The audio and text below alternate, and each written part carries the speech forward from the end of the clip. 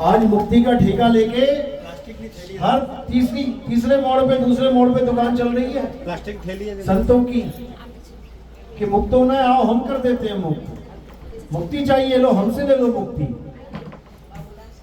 तो हमें ऐसी मुक्ति नहीं चाहिए भाई कि बार बार इस दुनिया में आके धक्के खाने पड़े। हमें ऐसी मुक्ति चाहिए जो इस दुनिया में हमें वापस ही ना आने दे। तो आज उसी मुक्ति का भेद खोलेंगे। आखिर मुक्ति कहते किसे हैं?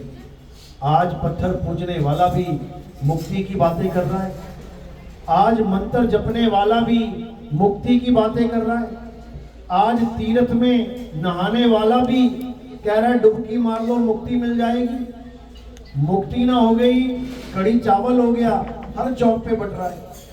ऐसा नहीं होता मेरे भाई। आखिर क्या होती है मुक्ति? आज इस सत्संग में पूरा खुलासा करेंगे। तो सत्संग शुरू करने से पहले परमात्मा के नाम पे जयकारा लगाएंगे, फिर सत्संग शुरू करेंगे। बोलिए परमपिता परमात्मा की, सतगुरुबंदी छोड़ कबीर साहेब की, सभी संतों की, सभी भक्तों की, आज के आनंद की, सकल हंस को बंदगी साहेब। तो कबीर साहब समझा रहे हैं कि भाई मुक्ति इतनी आसान नहीं है जितनी लोगों ने समझ ली है। मुक्ति पद कहते हैं कोई बिरला जाने, बिरला करोड़ों में से कोई एक आदमी समझ पाता है कि आखिर मुक्ति कहते किसे हैं, मुक्ति मिलती कैसे है।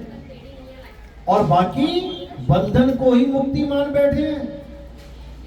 तो आज निबेड़ा करेंगे कि क्या है बंधन और क्या है मुक्ति, क्या है असार और क्या है सार, क्या है झूठ और क्या है सत्य। जिस दिन आपने निबेड़ा कर लिया उसके बाद इस दुनिया में कोई ऐसा नहीं है जो आपको मुक्ति के नाम पे भरमा सके, नहीं तो बुरा हाल होने वाला है।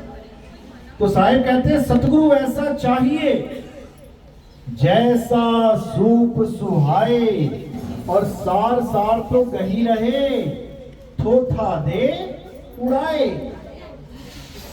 आपने देखा होगा घर में सूप होता है, सूप कहते हैं जिसमें गेहूं के दानों को साफ किया जाता है।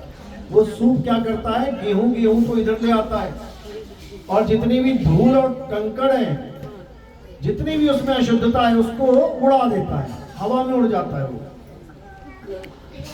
सतगुरु भी यही काम करने आता है तुम्हारे जीवन में। सतगुरु का भी यही लक्ष्य है कि तुम्हें सार और असार का भेद समझ में आ जाए। नीर और क्षीर का निबेड़ा इसी जन्म में हो जाए, क्योंकि अगला जन्म इंसान का मिलने वाला नहीं है कि तुम कहो जी अगला जन्म भी हमें इंसान का मिल जाएगा। भूल जाओ। एक से चलती है सुई, 2 3 4 5 करती करती 12 पे पहुंचती है। 12 के बाद क्या आता है? दोबारा 12 आएगा क्या? क्या आता है? बस समझ लो, इशारा काफी है। 12 के बाद 1 आता है। तो क्या होने वाला है? जहां से जीवन शुरू होता है इस संसार में, क्या सीधे आदमी टपक गया क्या? सबसे पहले क्या आता है? एक कोशिका के जीव, single body cell, amoeba, paramecium, algae, ऐसी जूने होती होती कीड़े मकोड़े, सांप, बिच्छू, खटमल, मच्छर, जो आज तुम एक मक्खी नाक पे नहीं बैठने देते, तुम्हें पता नहीं कितनों की नाक पे बैठना पड़ेगा जाके।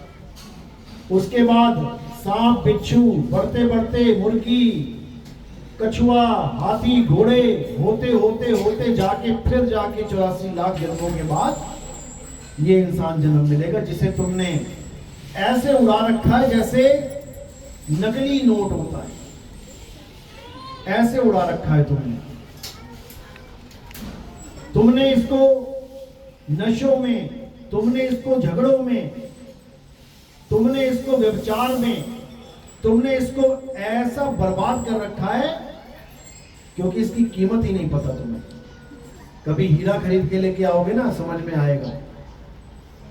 तिजोरियों में रखोगे छुपा छुपा के, बैंक में पैसा दे के, तिजोरी लेके बैंक में फिर रखोगे, क्योंकि कीमत पता लग गई उसकी। और कीमत ना पता हो उसको पकड़ा दो हीरा, 2-4 दिन देखेगा, खेलेगा, वो पेपर वेट बना लेगा उसको कि कागज ना उड़े। पत्थर क्यों लेके आना, खरीदना क्यों, कुछ यही है, इसी का बना लेते हैं। तो ये है